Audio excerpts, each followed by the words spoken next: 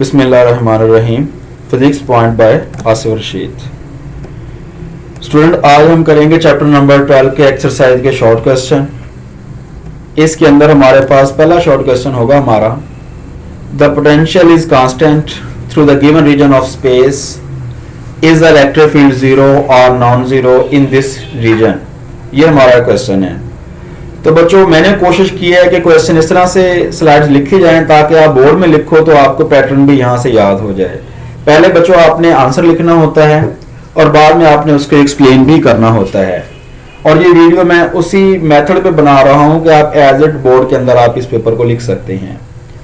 Student, सबसे पहले आपने याद रखना है कि electric field will be zero in this region, कि अगर पोटेंशियल कांस्टेंट होगा इलेक्ट्रिक फील्ड हमारा क्या होगा, जीरो होगा उस रीजन के अंदर। हम जानते हैं कि इलेक्ट्रिक फील्ड और पोटेंशियल डिफरेंस में रिलेशन किस तरह का होगा, E is equal to minus delta V over क्या होगा, डेल्टा आर। इसे कहते हैं electric field as a gradient of potential, कि ग्रेडियंट ऑफ पोटेंशियल ले रहे हैं। ग्रेडियंट ऑफ पोटेंशियल का मतलब होता है कि डिस्टेंस के लिहाज से पोटेंशियल में चेंज को कहते हैं ग्रेडियंट ऑफ पोटेंशियल। तो स्टूडेंट, इसके अंदर देखें, अगर हमारे पास रिलेशन इस तरह से होगा कि जब पोटेंशियल कांस्टेंट होगा, मैं सपोज करता हूं एक सरफेस है, उसका पोटेंशियल हमारे पास V कांस्टेंट है और उस सरफेस को कहते हैं इक्वी पोटेंशियल। यहां पे मैं लिख सकता हूं कि V1 किसकी इक्वल होगा, मेरे पास V2 के इक्वल होगा। अगर V1 और V2 आपस में इक्वल होंगे तो उन दोनों में डिफरेंस कितना होगा, zero. It mean no change in potential. ये कहां पे लाई करेगा, इक्वी पोटेंशियल सरफेस पे लाई करेगा।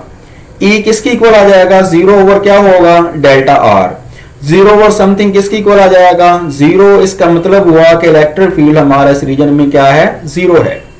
This relation tells that electric field is zero in this region where the potential is constant. तो स्टूडेंट, इस तरह से आपने शॉर्ट क्वेश्चन नंबर 12.1 का आंसर करना है कि अगर आपका इलेक्ट्रिक फील्ड किसी रीजन में कांस्टेंट होगा, उस रीजन में इलेक्ट्रिक फील्ड आपका क्या होगा, जीरो होगा। और उसके बाद आपने उसको मैथमेटिकल इक्वेशन लेनी है, electric field as a gradient of potential. Gradient of potential का मतलब होता है with respect to displacement change जो होगा उसे कहते हैं ग्रेडियंट ऑफ पोटेंशियल। अगर डिस्प्लेसमेंट के लिहाज से पोटेंशियल चेंज हो रहा है। अगर पोटेंशियल के अंदर हमने क्या कंसीडर किया था कि कांस्टेंट है, तो चेंज इन पोटेंशियल क्या होगा, जीरो। तो जीरो और समथिंग किसकी इक्वल आ गया, जीरो को। फर्दर एक्सप्लेनेशन में जाएं तो आप एक इक्वी पोटेंशियल सरफेस मानोगे तो उसमें V1 और V2 दोनों पोटेंशियल सेम होंगे। फॉर एग्जांपल V1 भी 10 वोल्ट का था, V2 भी 10 वोल्ट का था, तो दोनों में चेंज कितना आ गया, जीरो। अगर पोटेंशियल जीरो होगा तो इलेक्ट्रिक फील्ड भी हमारा जीरो होगा इस रीजन के अंदर। सेकंड क्वेश्चन है बच्चों आपके पास, suppose that you follow electric field lines due to positive point charge. क्या आप फील्ड लाइंस को फॉलो कर रहे हैं पॉजिटिव पॉइंट चार्ज की वजह से। Do electric field and the potential increases or decreases, क्या आपके इलेक्ट्रिक फील्ड कम होंगे या बढ़ेंगे, दोनों को बताना है आपने। तो आप लोगों को याद रखना होगा पहले इसका आंसर कि increment in are will decrease electric field intensity and electrical potential. पहली लाइन में आपका आंसर आता है कि अगर आर का इंक्रीमेंट होगा तो इलेक्ट्रिक फील्ड इंटेंसिटी भी डिक्रीज होगी, इलेक्ट्रिकल पोटेंशियल भी डिक्रीज होगा। उसको आपने फिर एक्सप्लेन करना है कि किस तरह से वो डिक्रीज हो रहे हैं। उसके लिए आपने दो रिलेशन याद रखने हैं। इलेक्ट्रिक फील्ड किसकी इक्वल होता है, 1/4 pi epsilon not Q over क्या होगा, आर स्क्वायर। और पोटेंशियल किसके बराबर होगा, 1/4 pi epsilon not Q over क्या होगा, आर स्क्वायर। इसको इक्वेशन 1 मान लो, इसको इक्वेशन 2 मान लो। दोनों इक्वेशंस के लिहाज से देखो कि इलेक्ट्रिक फील्ड चेंज हो रहा है स्क्वायर ऑफ डिस्टेंस के लिहाज से, इनवर्सली चेंज हो रहा है। आर बढ़ रहा होगा, इलेक्ट्रिक फील्ड कम हो रहा है स्क्वायर के लिहाज से। इसमें पोटेंशियल भी किसके आर के है, इनवर्स रिलेशन। दोनों इक्वेशन ये आप बात को साबित कर रही हैं कि as we follow electric field lines due to positive point charge, then distance from positive point charge क्या होगा, इंक्रीज होगा, जो क्या करेगा, cause to decrease electric field and potential.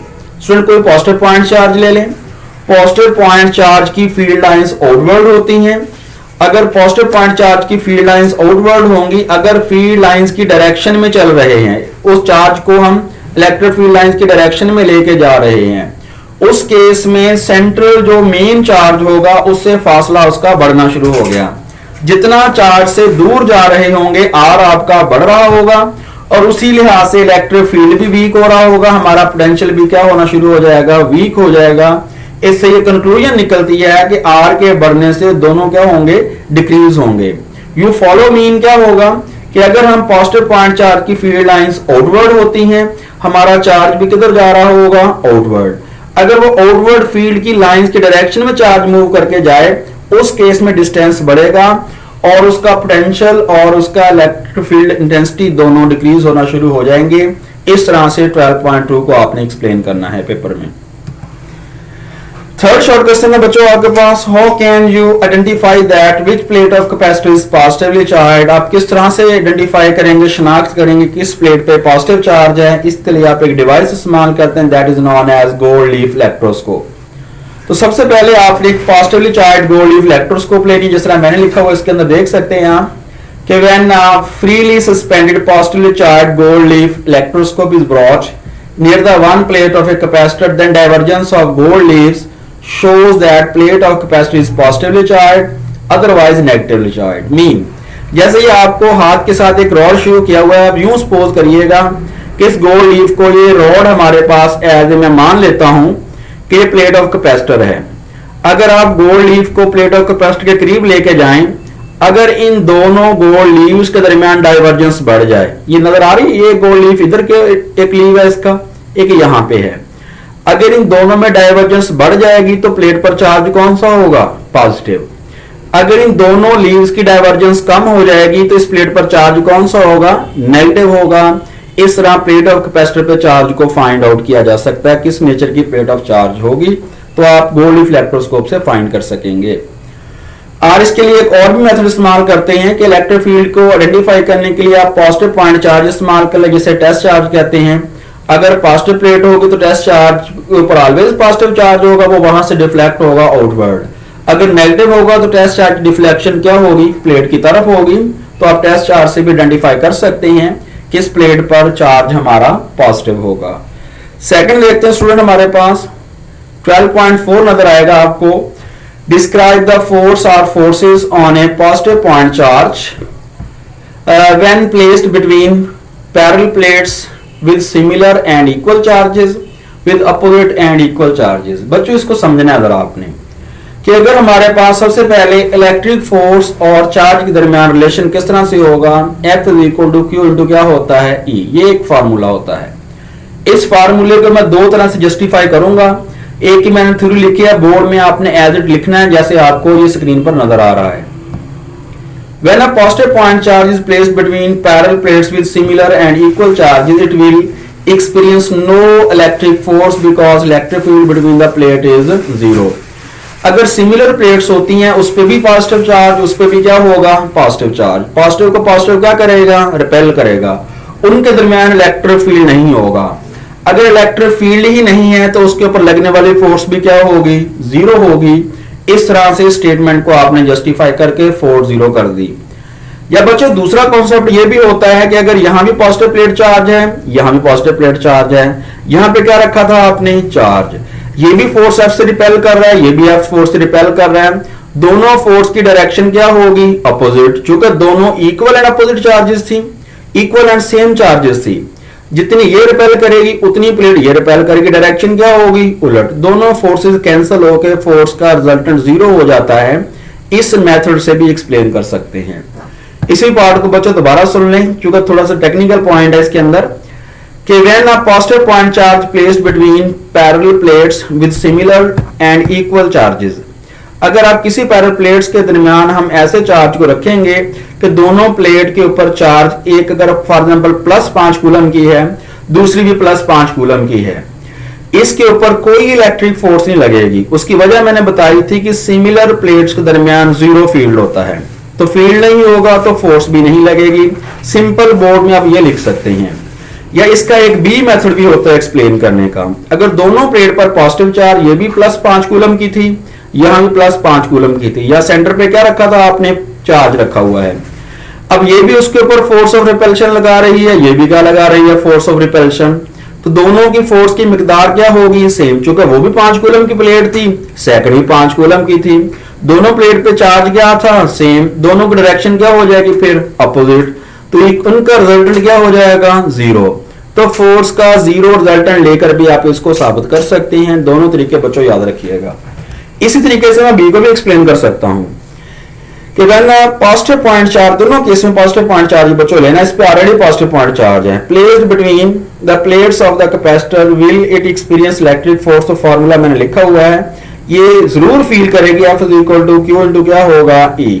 चूंकि एक प्लेट पॉजिटिव है, एक कौन सी होगी, negative.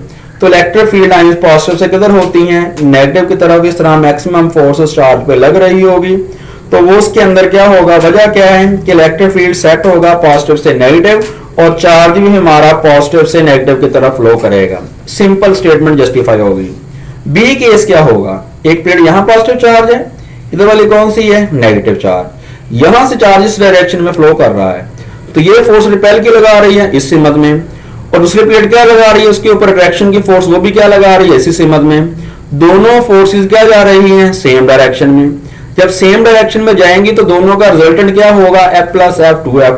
It mean maximum force exert करेगा। इस केस को बच्चों लिखना है, पेपर में लिख लें, नहीं तो सिंपल आपने यहां तक लिखना है जैसे मैंने लिखा है। इस F माइनस F को लिखने की जरूरत नहीं है आप लोगों को। ये बी केस एक्सप्लेन करने के लिए मैंने बताया कि किसी बच्चे के जहन के अंदर अगर फोर्स का रिजल्टेंट का कॉन्सेप्ट है तो वो भी ठीक है। तो या तो फोर्स को देखें कि दोनों प्लेट हमारे पास रिपल्शन की फोर्स लगाएंगी, तब रिजल्टेंट उनका क्या हो जाएगा, जीरो। इधर एक फील्ड इलेक्ट्रिक फील्ड लाइंस की वजह से पॉजिटिव की रिपल्शन की फोर्स आ रही है, नेगेटिव की अट्रैक्शन की आ रही है। दोनों फोर्स सेम डायरेक्शन में जाएंगी तो उनका रिजल्टेंट आपको मैक्सिमम मिलेगा। तो इस तरह से भी आप इसको एक्सप्लेन कर सकते हैं। बाकी स्टूडेंट हम इंशाल्लाह नेक्स्ट करेंगे नेक्स्ट हाफ लेक्चर के अंदर। जब तक के लिए अल्लाह हाफिज। वीडियो की फीडबैक के बारे में लाजमी लिखा करें, अपने सजेशन कीमती आरा से जरूर बताया करें। अल्लाह हाफिज।